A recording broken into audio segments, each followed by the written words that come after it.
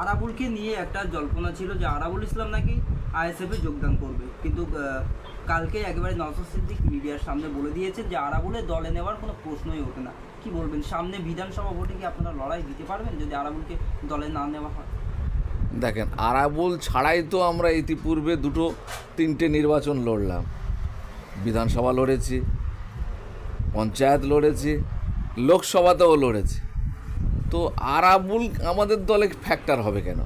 এটা তো আপনাদের ভুল ধারণা, এবং মিডিয়ার প্রচার যেটা করছে এটা তো আমার মনে হয় এই প্রচারের কোনো মানেই হয় না।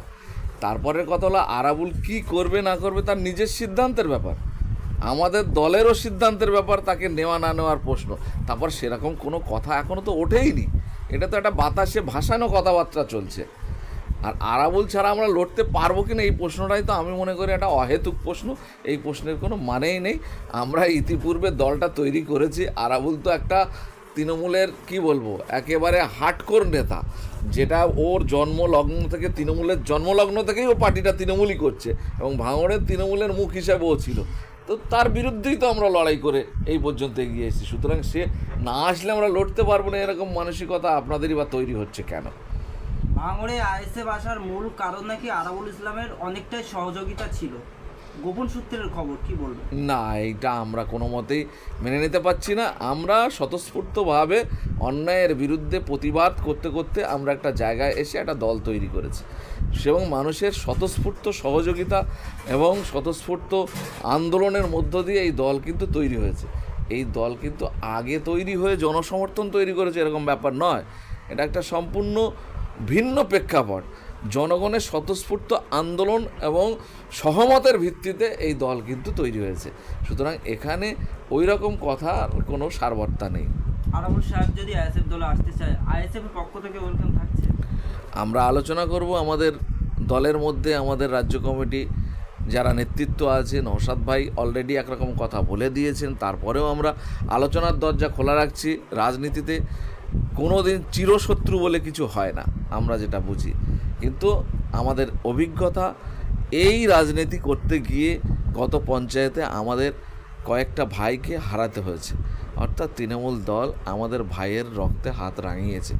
সেখানে আমাদের অপোনেন্ট জায়গায় কিন্তু আরাবুল ইসলাম এবং তার নেতৃত্ব যারাই ছিল তারা ছিল। সেইখানে আমাদের একটু ভাবতে হবে, আমরা এক্ষুনি এক কথায় আপনার এই প্রশ্নের উত্তর দিয়ে দিতে পারবো না। আরাবুল ইসলাম জেল থেকে ছাড়া পাওয়ার পরে একেবারে তৃণমূল ভবনে শওকত মোল্লাকে হুঁশিয়ারি দিয়েছেন, এই বিষয়ে কি বলবেন? এটা ওদের পার্টির ব্যাপার, এটা আমরা কি বলতে পারি?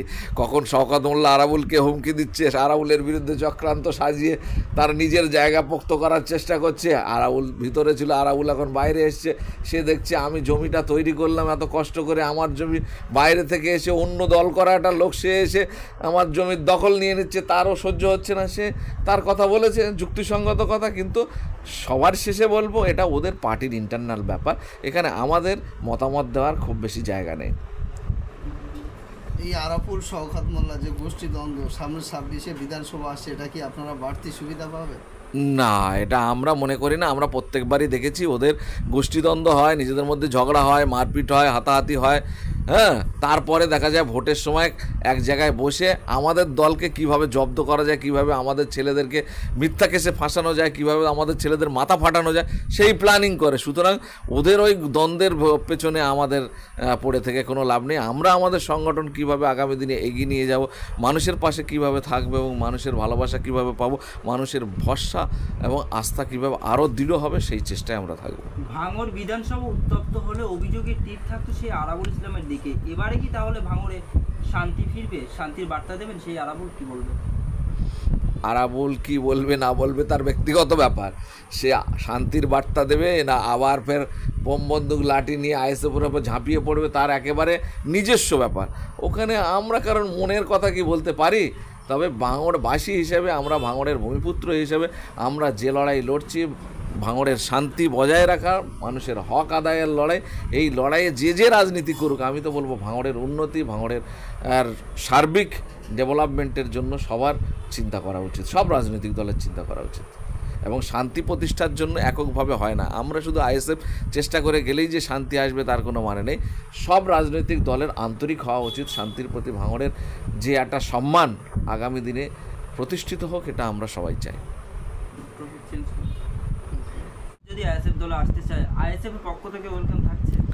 আমরা আলোচনা করব আমাদের দলের মধ্যে, আমাদের রাজ্য কমিটি যারা নেতৃত্ব আছে, নওশাদ ভাই অলরেডি একরকম কথা বলে দিয়েছেন, তারপরেও আমরা আলোচনার দরজা খোলা রাখছি। রাজনীতিতে কোনো দিন চিরশত্রু বলে কিছু হয় না, আমরা যেটা বুঝি, কিন্তু আমাদের অভিজ্ঞতা এই রাজনীতি করতে গিয়ে গত পঞ্চায়েতে আমাদের কয়েকটা ভাইকে হারাতে হয়েছে, অর্থাৎ তৃণমূল দল আমাদের ভাইয়ের রক্তে হাত রাঙিয়েছে। সেখানে আমাদের অপোনেন্ট জায়গায় কিন্তু আরাবুল ইসলাম এবং তার নেতৃত্ব যারাই ছিল তারা ছিল। সেইখানে আমাদের একটু ভাবতে হবে, আমরা এক্ষুনি এক কথায় আপনার এই প্রশ্নের উত্তর দিয়ে দিতে পারবো না। আরাবুল ইসলাম জেল থেকে ছাড়া পাওয়ার পরে একেবারে তৃণমূল ভবনে শওকত মোল্লাকে হুঁশিয়ারি দিয়েছেন, এই বিষয়ে কি বলবেন? এটা ওদের পার্টির ব্যাপার, এটা আমরা কি বলতে পারি। কখন শওকত মোল্লা আরাবুলকে হুমকি দিচ্ছে, আরাবুলের বিরুদ্ধে চক্রান্ত সাজিয়ে তার নিজের জায়গা পোক্ত করার চেষ্টা করছে। আরাবুল ভিতরে ছিল, আরাবুল এখন বাইরে এসছে, সে দেখছে আমি জমিটা তৈরি করলাম এত কষ্ট করে, আমার জমি বাইরে থেকে এসে অন্য দল করা একটা লোক সে এসে আমার জমির দখল নিয়ে নিচ্ছে, তারও সহ্য হচ্ছে না। সে তার কথা বলেছে, যুক্তিসঙ্গত কথা, কিন্তু সবার শেষে বলবো এটা ওদের পার্টির ইন্টারনাল ব্যাপার, এখানে আমাদের মতামত দেওয়ার খুব বেশি জায়গা নেই। এই আরাপুল শওকত মোল্লা যে গোষ্ঠী দ্বন্দ্ব সামনে 26-এ বিধানসভা আসছে, এটা কি আপনারা বাড়তি সুবিধা পাবেন? না, এটা আমরা মনে করি না। আমরা প্রত্যেকবারই দেখেছি ওদের গোষ্ঠীদ্বন্দ্ব হয়, নিজেদের মধ্যে ঝগড়া হয়, মারপিট হয়, হাতাহাতি হয়, হ্যাঁ, তারপরে দেখা যায় ভোটের সময় এক জায়গায় বসে আমাদের দলকে কিভাবে জব্দ করা যায়, কিভাবে আমাদের ছেলেদেরকে মিথ্যা কেসে ফাঁসানো যায়, কিভাবে আমাদের ছেলেদের মাথা ফাটানো যায়, সেই প্ল্যানিং করে। সুতরাং ওদের ওই দ্বন্দ্বের পেছনে আমাদের পড়ে থেকে কোনো লাভ নেই। আমরা আমাদের সংগঠন কিভাবে আগামী দিনে এগিয়ে নিয়ে যাব, মানুষের পাশে কিভাবে থাকবে এবং মানুষের ভালোবাসা কিভাবে পাবো, মানুষের ভরসা এবং আস্থা কিভাবে আরও দৃঢ় হবে, সেই চেষ্টায় আমরা থাকবো।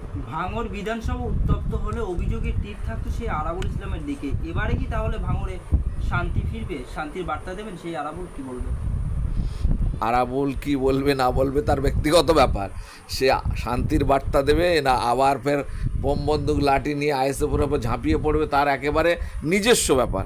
ওখানে আমরা কারণ মনের কথা কি বলতে পারি। তবে ভাঙড়বাসী হিসেবে, আমরা ভাঙড়ের ভূমিপুত্র হিসেবে আমরা যে লড়াই লড়ছি, ভাঙড়ের শান্তি বজায় রাখা, মানুষের হক আদায়ের লড়াই, এই লড়াইয়ে যে রাজনীতি করুক, আমি তো বলবো ভাঙড়ের উন্নতি, ভাঙড়ের সার্বিক ডেভেলপমেন্টের জন্য সবার চিন্তা করা উচিত, সব রাজনৈতিক দলের চিন্তা করা উচিত। এবং শান্তি প্রতিষ্ঠার জন্য এককভাবে হয় না, আমরা শুধু আইএসএফ চেষ্টা করে গেলেই যে শান্তি আসবে তার কোনো মানে নেই। সব রাজনৈতিক দলের আন্তরিক হওয়া উচিত, শান্তির প্রতি ভাঙড়ের যে একটা সম্মান আগামী দিনে প্রতিষ্ঠিত হোক, এটা আমরা সবাই চাই।